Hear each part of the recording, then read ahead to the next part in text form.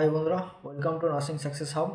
চলো আজকে আরেকটা বিষয় নিয়ে ইনফরমেশন নিয়ে চলে এসেছি যে এই মুহূর্তে আরও চিত্তরঞ্জন হসপিটাল, মানে কলকাতার যে সিএনসিআই হসপিটাল আছে, মানে সে Chittaranjan national cancer Institute New টাউনে, সেখানে প্রচুর পরিমাণে আবার নার্সিং ভ্যাকেন্সি ছেড়েছে রিসেন্টলি, যেটা হচ্ছে 23/3/2026, মানে 23শে মার্চ 2026 ছেড়েছে। কিন্তু এটাও কন্ট্রাকচুয়াল বেসিস, কিন্তু এদের যে থার্ড পার্টি রয়েছে, থার্ড পার্টি কোনো এজেন্সি দ্বারা আগেরটা যেটা বেরিয়েছিল 40টা ভ্যাকেন্সি, এখানেও কিন্তু সেই সেমই রয়েছে, এটাও কিন্তু থার্ড পার্টি দ্বারা এরা জয়েনিং করাচ্ছে। এখানেও কন্ট্রাকচুয়াল বেসিস রয়েছে 1 বছর, এবং রিগার্ডিং প্রজেক্ট এবং তাদের যে থাকবে তার এগেনস্টে তারা যদি এটা এক্সটেনশন হতে পারে, 1 বছরের এক্সটেনশনও হতে পারে, সেটা কন্ট্রাকচুয়ালের পরে তাদের পারফরমেন্স এবং প্রজেক্টের উপর ডিপেন্ড করবে। চলো এই বিষয়ে তোমাদের কাছে সব ডিটেলস, তোমাদেরকে ইনফরমেশন শেয়ার করবো। তার আগে তোমাদেরকে রিকোয়েস্ট করছি, যারা এখনও পর্যন্ত আমাদের ইউটিউব চ্যানেলটিকে সাবস্ক্রাইব করোনি, ইউটিউব চ্যানেলটি সাবস্ক্রাইব করে দাও এবং সাপোর্ট করে দাও ডেলি আপডেট পাওয়ার জন্য। এবং আমাদের ইউটিউব চ্যানেল ডেলি আমাদের নার্সিংয়ের বিভিন্ন রকমের ডিটেলস তোমাদের সাথে শেয়ার করছি। ওকে, চলো লেটস গো, স্টার্ট করছি। এখানে হচ্ছে হিল লাইফ কেয়ার লিমিটেড বলে যে সমস্ত যে হসপিটাল রয়েছে, সেই হসপিটাল কিন্তু এই মুহূর্তে চিত্তরঞ্জন মানে এখানে দেখতে পাচ্ছ যে চিত্তরঞ্জন ন্যাশনাল ক্যান্সার ইনস্টিটিউটের আন্ডারে এরা, মানে বিহাফ অফ সিএনসিআর বিহাফ হয়ে এরা কিন্তু রিক্রুট করছে। হিল লাইফ কেয়ার লিমিটেড, এদের রিক্রুটমেন্ট ছেড়েছে, recruitment of nursing paramedical and non medical staff for Chittaranjan national cancer institute CNCI Kolkata. Okay, advertisement number এখানে দিয়ে দিয়েছে, এখানে এখানে পুরো দিয়ে ডিটেলসটা রয়েছে, এখানে আমি তোমাদেরকে শোনাই। Hill life care limited, a mini Ratna central public sector enterprise under the ministry of health and family welfare, government of India, is a global provider of high quality healthcare product and service. Hill Life Care Limited is conducting recruitment for and on behalf of Chittaranjan National CNCI Institute, Kolkata, for engagement of qualified and completed nursing, paramedical and non-medical profession, and on fixed terms contact basis. Okay, we are seeking dynamic, qualified and a performance driven professional with the right attitude of for the following positions. Okay, এখানে অনেক positions রয়েছে, সেগুলোর বিষয়ে তোমাকে বলছি তোমার সকলকে। আচ্ছা, হিল লাইফ কেয়ার এটা হচ্ছে এজেন্সি, থার্ড পার্টি, যেটা হচ্ছে মানে ইন্ডিয়ান গভর্নমেন্টের আন্ডারে নয়, রেজিস্টার্ড প্রাপ্ত। তারা এই মুহূর্তে প্রজেক্টের মাধ্যম দিয়ে বা তোমাদেরকে একটা কন্ট্রাকচুয়াল বেসিক্সের মাধ্যম দিয়ে নার্সিং রিক্রুট করছে, ঠিক আছে। তার অল ডিটেলস তোমাদের সাথে এখানে শেয়ার করবো, তোমরা একটু দেখে নাও ভালো করে। চলো লেটস গো। এখানে সবাই দেখতে পাচ্ছ যে নার্সিং এখানে পোস্ট যেগুলো রয়েছে সেগুলো এখানে ডিটেলসটা বলে দিচ্ছে, position and qualification and experience কী কী চাইছে। এখানে স্টাফ নার্স গ্রেড 2, মানে গ্রেড 2 মতন এখানে পজিশন রয়েছে বা 2 দিয়ে রয়েছে। সেখানে এদের এক্সপিরিয়েন্স চাইছে বিএসসি নার্সিং বা জিএনএম নার্সিং, 1 ইয়ার 1 বছর এক্সপিরিয়েন্স লাগবে ফর বিএসসি। জিএনএমদের জন্য 2 বছর এক্সপিরিয়েন্স লাগবে, প্লাস মিনিমাম 50 বেডের হসপিটালে কিন্তু এক্সপিরিয়েন্সটা থাকতে হবে। আচ্ছা, স্টাফ নার্স 1 যেটা দেওয়া হচ্ছে BSc nursing and GNM nursing, এখানে মিনিমাম 2 বছর এক্সপিরিয়েন্স লাগবে বিএসসিতে, আর হচ্ছে 3 বছর এক্সপিরিয়েন্স লাগবে ইন জিএনএম এর জন্য, মিনিমাম 50 বেডেড হসপিটাল। এখানে গ্রেড 1 বা গ্রেড 2 যেগুলো রয়েছে, এই সিলেকশনগুলো এখানে এই হিসাবে কিন্তু একটা স্যালারি বেশি হওয়ার কথা, ঠিক আছে। এখানে যে স্যালারিটা থাকবে তার থেকে এই স্যালারিটা একটু বেশি হবে কিন্তু এখানে, ঠিক আছে। এটা যেটা দেওয়া রয়েছে এখানটাতে, তো এটা একটু দেখে নিও তোমরা। আচ্ছা, নেক্সট এখানে রয়েছে স্টাফ সিনিয়র স্কেল 3 হ্যাঁ, কোন স্কেলের আন্ডারে আসবে? Senior scale 3 BSc nursing and GNM nursing. এক্ষেত্রে কিন্তু 4 বছরের বিএসসি এক্সপিরিয়েন্স লাগবে, যারা বিএসসি রয়েছে তাদের 4 বছর লাগবে, এবং যারা জিএনএম ক্যান্ডিডেটস রয়েছে তাদের কিন্তু 5 বছর এক্সপিরিয়েন্স লাগবে, মিনিমাম 50 বেডের হসপিটালে এক্সপিরিয়েন্স থাকতে হবে। আচ্ছা, স্টাফ নার্স সিনিয়র স্কেল 2 যেটা রয়েছে BSc nursing and GNM nursing, সেক্ষেত্রে কিন্তু 5 বছরের মিনিমাম এক্সপিরিয়েন্স চাইছে বিএসসি, অ্যান্ড 5 বছরের 6 ইয়ার জন্য লাগছে জিএনএম, ঠিক আছে। 50 bedded hospital, same 50 bedded hospital এখানে সব চাইছে। নেক্সট আর একটু দেখছি এখানে কি রয়েছে। এখানে সিনিয়র স্কেল 1 রয়েছে, আচ্ছা, এখানে সিনিয়র স্কেল 1 রয়েছে, সেখানে হচ্ছে বিএসসি নার্সিং। এখানে রিক্রুটমেন্টের পুরো ডিটেলসটা তোমরা দেখে নাও ভালো করে, আমি পুরো ডিটেলস এখানে শেয়ার করে দিচ্ছি ডিটেলসটা। 4 হচ্ছে স্কেল 2 বিএসসি নার্সিং 5 বছর, এখানে বলে দিলাম। 5 সিনিয়র স্কেল রয়েছে nursing staff nurse senior scale 1 BSc nursing, এখানে কিন্তু 6 বছর এক্সপিরিয়েন্স লাগছে বিএসসিদের জন্য, 7 বছর এক্সপিরিয়েন্স লাগছে জিএনএমদের জন্য।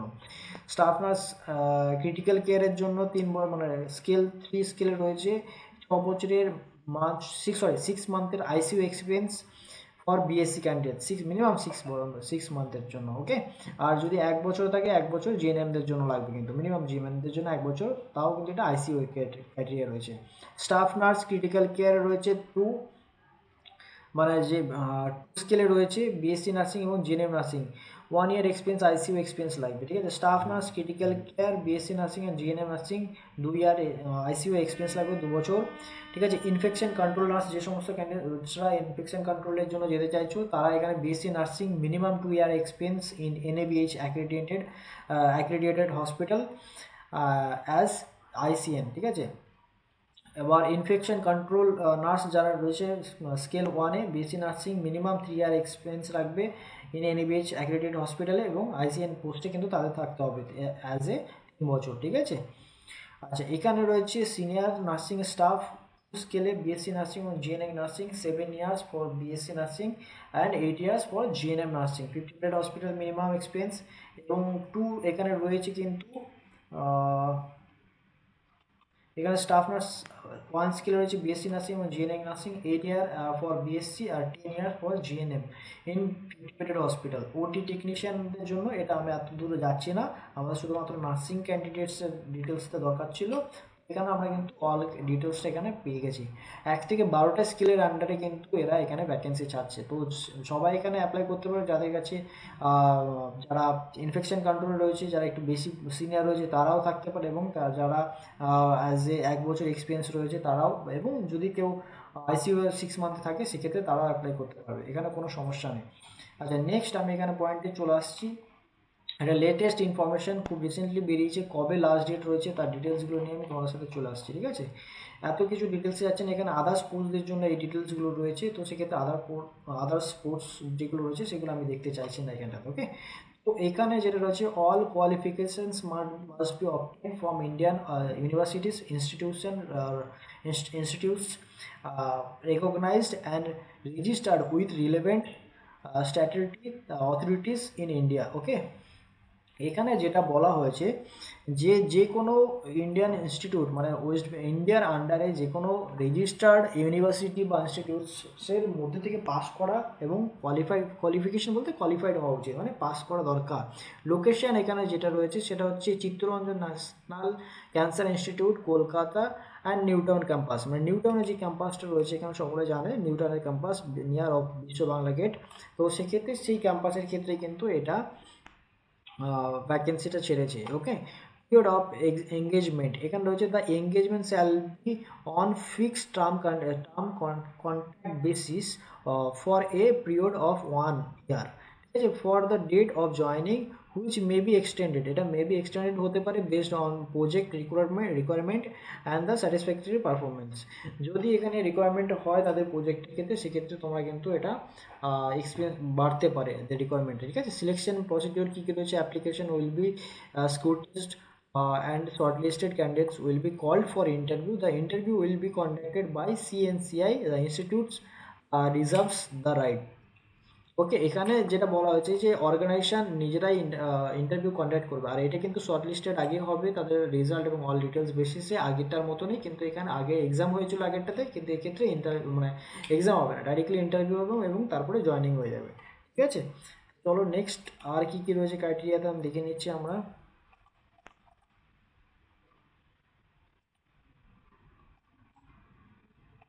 সেকেন্ড, আচ্ছা, এখানে কিন্তু সেই আগের বারের মতো যেভাবে তোমরা গুগল ফর্মে ফর্ম ফিল আপ করতে ছিল সেভাবে ফর্ম ফিল আপ করতে হবে এখানে, ঠিক আছে।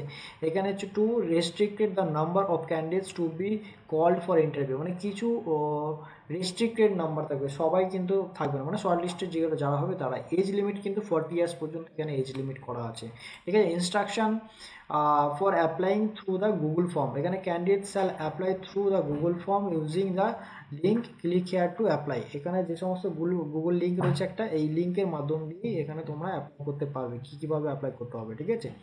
এখানে আর ডিটেলসে যাচ্ছেন, এখানে যে সমস্ত ডিটেলস সাবমিট করতে হবে গুগল ফর্মের মধ্যে, দ্য প্রেসক্রাইবড অ্যাপ্লিকেশন ফরম্যাট, এখানে prescribed application format shall be downloaded from the link available in the form of from the hill website. Okay, hill ওয়েবসাইটেই এখানটা যেটা রয়েছে, এই ওয়েবসাইটেই কিন্তু একটা ফরম্যাট রয়েছে, সেই ফরম্যাটটাকে ডাউনলোড করতে হবে। ডাউনলোড করে এখানে বলা হয়েছে the application form must be fill digitally and uploaded in PDF word format. এখানে বলা হয়েছে যে ফরম্যাটটা ওরা দিয়ে দেবে, সেই ফরম্যাটটা কিন্তু ডাইরেক্টলি ডিজিটালি এখানে ফিল করতে হবে, কোনো রকম হ্যান্ড রাইটিং নেবে না। এখানে হচ্ছে hand writing applications will not be accepted.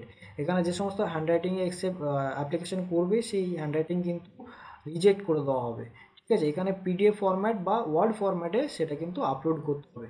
The duly field application form shall be uploaded, maximum file size এখানে 10 MBPS, 10 MB যদি থাকে 10 MBর মধ্যেই কিন্তু নেবে, এর বেশি 10 MBর বেশি নেবে না, তাহলে সেটা কিন্তু আপলোডই করা যাবে না। আচ্ছা, এখানে হচ্ছে সাপোর্টিং ডকুমেন্টস সিভি লাগবে, এডুকেশন অ্যান্ড এক্সপিরিয়েন্স সার্টিফিকেটস এবং লেটেস্ট স্যালারি স্লিপ। এখানে কিন্তু যে সমস্ত ক্যান্ডিডেটস রয়েছে তাদের CV, experience certificates, latest salary slip এগুলো লাগবে। Shall be uploaded separately each not exceeding, মানে 10 MBর কিন্তু এগুলো বেশি দেওয়ার প্রয়োজন নেই বা দেওয়া লাগবে, মানে দিতে কিন্তু হবে না।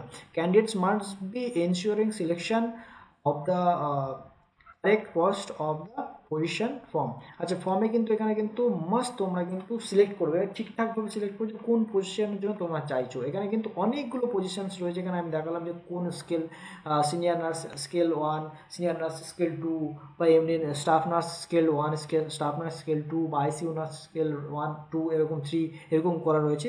সেগুলো কিন্তু পোস্টটা কোন পোস্টের জন্য ফর্ম ফিল আপ করতে চাইছো বা অ্যাপ্লাই করতে চাইছো সেটা একটু দেখে নেবে। এখানে কিন্তু অ্যাপ্লাইয়ের জন্য কোনো টাকা পয়সা কিছু লাগছে না, ফ্রিতেই অ্যাপ্লাই করতে পারবে, যে কেউ ক্যান্ডিডেট সেখানে ফ্রিতে অ্যাপ্লাই করতে পারবে।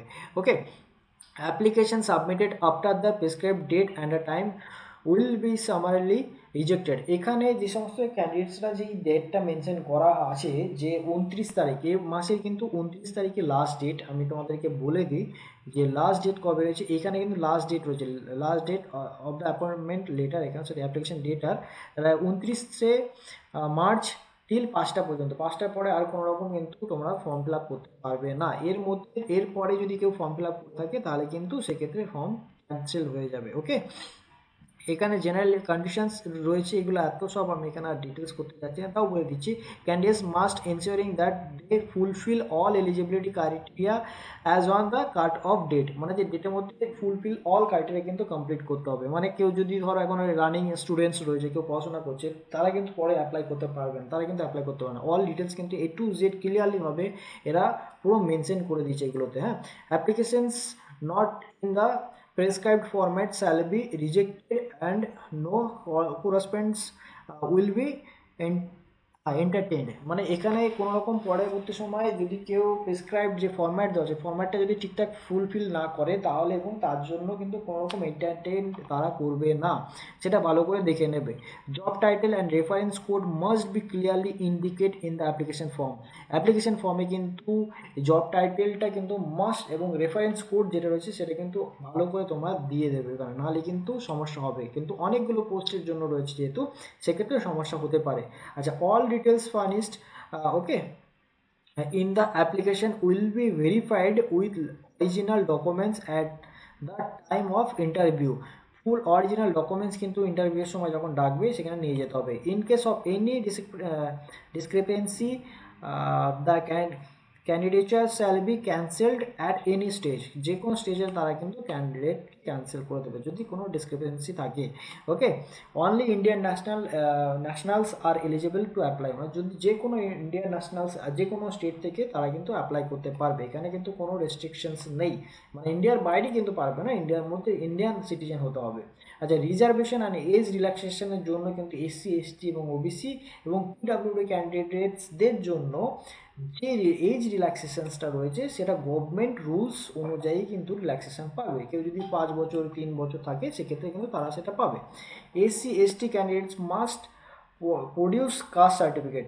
এবং যে সার্টিফিকেটগুলো রয়েছে সেই সার্টিফিকেট কিন্তু তাদেরকে শো করতে হবে, অবশ্যই কিন্তু ওখানে শো করতে হবে, আপলোড করতে হবে। ওবিসির ক্ষেত্রেও কিন্তু সেই সেম জিনিস, the cut off the date for determining age and qualification and post qualification experience shall be 1/3/2024, মানে কোয়ালিফিকেশান এবং হচ্ছে যে এক্সপিরিয়েন্সটা সেটা কিন্তু মানে যদি কেউ 1 বছর বা 2 বছর এক্সপিরিয়েন্স শো করো তোমরা, মার্চের 1 তারিখের মধ্যে কিন্তু তাকে 2 বছর বা 1 বছর বা 3 বছর কমপ্লিট হওয়া উচিত। এরপরে কিন্তু কমপ্লিট হলে সেটাকে 1 বছর বা 2 বছর কমপ্লিট ধরবে না, সেটাকে হয় 1 বছরের কম বা 2 বছরের কম এটা কাউন্টিং করা হবে। এখানে কিন্তু সেই ডিটেলসটা মেনশন করা আছে। আচ্ছা, নেক্সট রয়েছে 10 নম্বরে, candidates employed in government and semi-government and PSU and autonomous bodies of the must produce no objection certificate NOC at the interview time। ঠিক আছে, এখানে এটা বলা হয়েছে যে সমস্ত ক্যান্ডিডেটসরা সেমি গভর্নমেন্ট বা গভর্নমেন্টে সার্ভিস করছে বা কন্ট্রাকচুয়াল বেসিসে গভর্নমেন্ট রয়েছে, অটোনমাস বডিতে রয়েছে, সেই সমস্ত ক্যান্ডিডেটসরা যদি এখানে ইন্টারভিউয়ের জন্য দিতে চাও তাহলে তারা কিন্তু তোমরা অবশ্যই এখানে এনওসিটা শো করো। এটা কিন্তু অবশ্যই মাস্ট প্রয়োজন, কারণ অনেক ক্যান্ডিডেটস ভাবছে যে আমরা এখানে কন্ট্রাকচুয়াল বেসিস রয়েছি, আমরা এখানে করতে চাই না, আমি গভর্নমেন্টের আন্ডারে কন্ট্রাকচুয়াল রয়েছি, আমি ওখানে চলে যেতে চাইছি সিএনসিআইতে। তো সেক্ষেত্রে তোমরা যেহেতু এক্সপিরিয়েন্সটা শো করবে তোমরা কোনো গভর্নমেন্ট বা অটোনমাস বডি, তো তোমাদের কিন্তু এই দিন কিন্তু তোমরা ধরা পড়ে যাবে। তো সেক্ষেত্রে তোমাদের এনওসি সার্টিফিকেটটা কিন্তু অবশ্যই ক্যারি করতে হবে, নাহলে কিন্তু এনি টাইম তারা কিন্তু ক্যান্সেল করে দেবে। ওকে, যদি তোমরা করতে চাও, যদি কোনো ইন্টারেস্টেড থাকো সেক্ষেত্রে। Canvassing in any form shall be treated as disqualifications। যদি কোনো রকম সমস্যা দেখা দেয় সেক্ষেত্রে কিন্তু তোমাদের এগুলো ডিসকোয়ালিফিকেশন হয়ে যাবে। মে ইন্স্যুরেন্স কল লেটার বা interview shall not কনফার any right two engagement. এখানে কিন্তু কোনো রকম ইন্টারভিউ করা মানেই মানে কল করা মানেই তোমরা যে সিলেক্টেড হয়ে আছো সেটার কোনো বিষয় এখানে নাই কিন্তু। ঠিক আছে, আচ্ছা, এখানে কিন্তু অল ডিটেলস এখানে সব দেওয়া রয়েছে, লাস্ট ডেটটা এখানে তোমরা দেখে নিয়েছো, আমি আর বিশেষ কিছু বলছি না। একটা জিনিস, এখানে কিন্তু কোনো রকম স্যালারি এবং তোমাদের স্যালারি বিষয়টা যেটা মেনলি সবার ক্ষেত্রে লাগে, যে স্যালারিটা মেনলি কত পেতে পারি, কোন কোন স্কিলের জন্য কত কত স্যালারি ধার্য করা, এটা কিন্তু এখানে দেওয়া নেই। এটা ইন ফিউচার হয়তো অন্য কোনো নোটিশেরা তারা পাবলিশ করতে পারে, অথবা তারা সিলেক্টেড হওয়ার পর তারা জানিয়ে দেবে।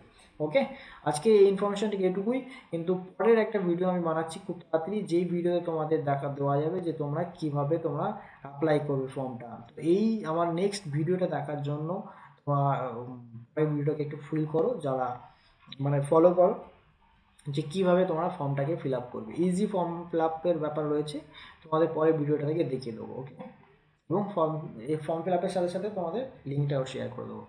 ওকে, আজকে পর্যন্ত এই পর্যন্ত। তোমাদের যারা যারা এখনও পর্যন্ত আমাদের ইউটিউব চ্যানেলটি সাবস্ক্রাইব করোনি তাদের রিকোয়েস্ট করছি আমাদের ইউটিউব চ্যানেলটিকে একটু সাবস্ক্রাইব করে এবং সাপোর্ট করে দিন। ওকে, আর ডেইলি আপডেট পাওয়ার জন্য আমাদের ফেসবুক পেজ এবং ইউটিউব চ্যানেলটিকে সাবস্ক্রাইব করে ফলো করতে পারো। Thank you so much.